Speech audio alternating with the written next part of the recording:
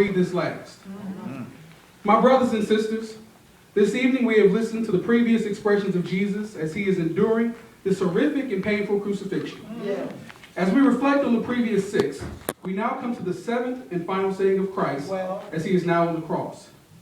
And as we take a closer look into what has taken place, we now see Jesus, who is at the end of his 33-year journey and mission in life. Jesus, who in the past hours has been tortured and persecuted by the people and soldiers.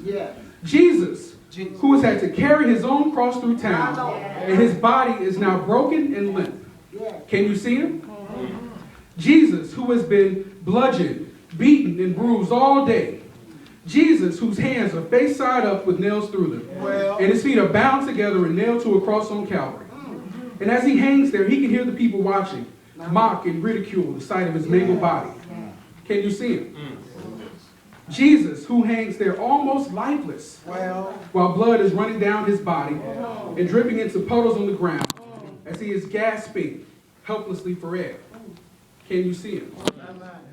In the midst of everything that has taken place, we see Jesus show one of the most profound acts of trust and faith in the Bible. As he is immersed in his own crucifixion, Jesus does something that probably none of us would have even thought to do. He chose to commend or hand over his spirit to God the Father. During this most painful and critical time, a time when his own life was being beaten and stripped from his body, Jesus had the ability to gather up the energy to pray to his Father. Not a long prayer full of big words, but Jesus had the strength to utter this simple prayer: "Into thy hands I commend my spirit."